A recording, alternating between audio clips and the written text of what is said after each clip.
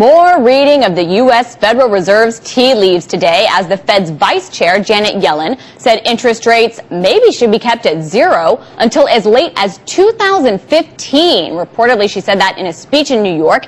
Meanwhile, the New York Fed president, William Dudley, also has reiterated he supports keeping interest rates near zero until late 2014. Now, all of this has us thinking about Back to the Future, about time travel, and has us wondering if the Fed's artificial manipulation of interest rates distorts the space-time continuum and therefore threatens economic destruction of cosmic proportions. Now, we have Mike Norman here to talk about it. He's probably going to disagree with what I have to say, but that's why we like him so much. He's chief economist at John Thomas Financial, and he joins us now to talk about all things monetary issue related. First of all, Mike, thanks so much for being on the show again. It's nice to see you. Well, I love being on this show, Lauren, and you know I love talking to you, and you are so smart. How did you get so smart? You must be reading my blog. I've been reading your blog, Mike. The things I say. I've been reading your blog. I've been reading your blog. Okay, on that note, I have a feeling that, though I do read your blog, that you're going to disagree with what I have to say. But my question is this Back to the Future question. Does the Fed's manipulation of interest rates, okay, they've been keeping them at zero, they're going to continue keeping them at zero, does that distort the space-time continuum, meaning that it's manipulating and screwing up perception of risk, Mike, and therefore the value of the present relative to the future? What do you think? Well, I don't think so. I mean, it's kind of a weird, entree into this, the space-time continuum. But look, first of all, let's understand that one of the functions of the central bank is the setting of interest rates. It's part of its monetary policy, and it goes along with its mandate of trying to keep low inflation and employment at a certain level. Does it distort risk? I mean, you have to remember, there's two sides to a balance sheet, right? We've been for the last 500 years on double entry accounting. So if low interest rates, create an incentive to take more risk on the part of some people, on the other flip side of that, which is something you guys have been talking about and everybody's been talking about for a long time, it reduces incomes to people who, are on fixed income. So I ask you the question. You obviously don't like low interest rates. You think it's a distortion.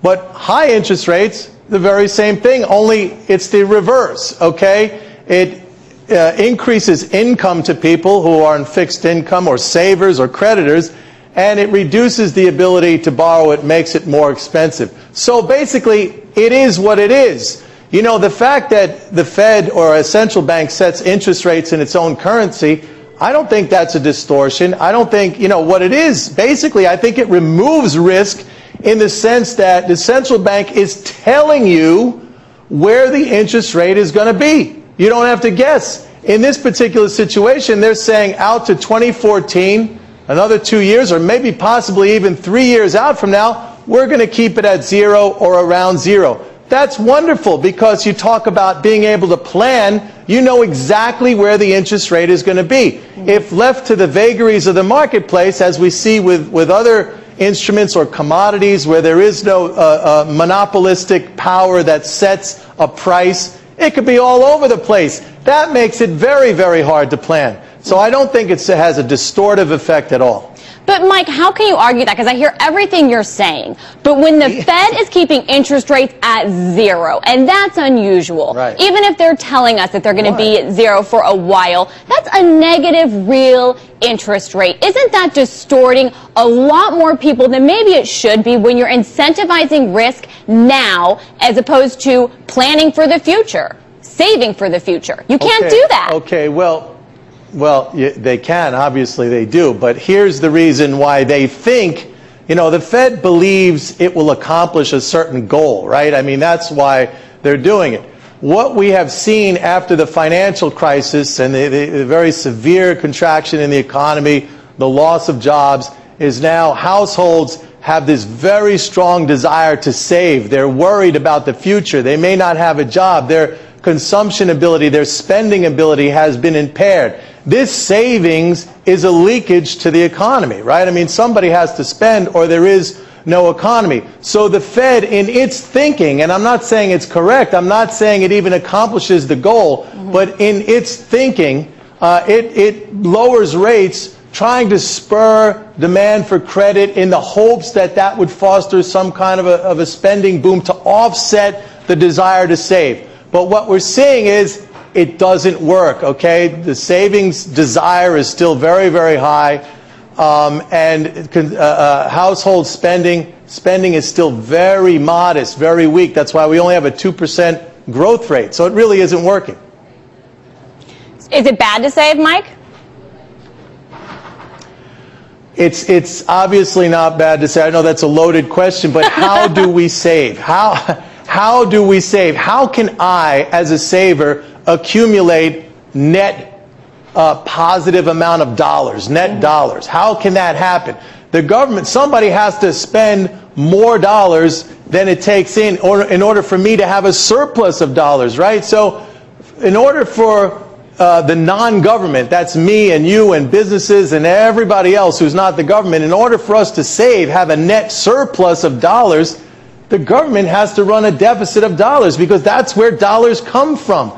So if you notice, when the deficit went way through the roof, up to 1.5 trillion, if you notice the savings, private savings, exploded. It went way up. And that's because private savings equal the deficit of the government to the penny. It's an accounting identity. What about now? You're talking about deficits. The IMF just came out and said that we're looking at a scarcity of safe assets, that as we've seen these sovereign debt crises, there are fewer countries that people are willing to accept are risk-free when they issue debt. So is that the unintended consequence of these deficits? We are literally, Mike, running out of safe, risk-free assets.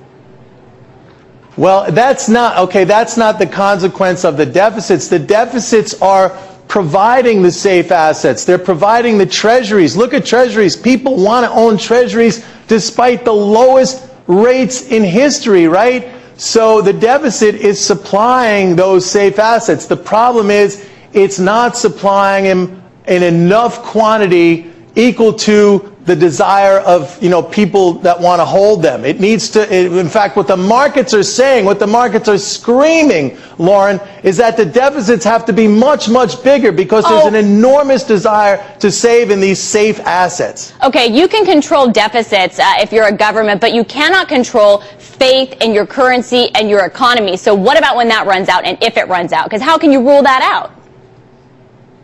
I don't follow. First of all, let me just say, as a government, you can't even control the deficits. The deficits are an economic phenomenon, not a policy phenomenon. The deficit got to where it is because economic growth contracted so sharply, okay? If the economy were to grow, and historically that's the only way to eliminate deficits, if the economy were to grow, the deficit were to shrink. So it's not a policy decision that creates the deficit. It's an economic phenomenon that creates the deficit. The second part of your question, I didn't really follow. Okay, well then let's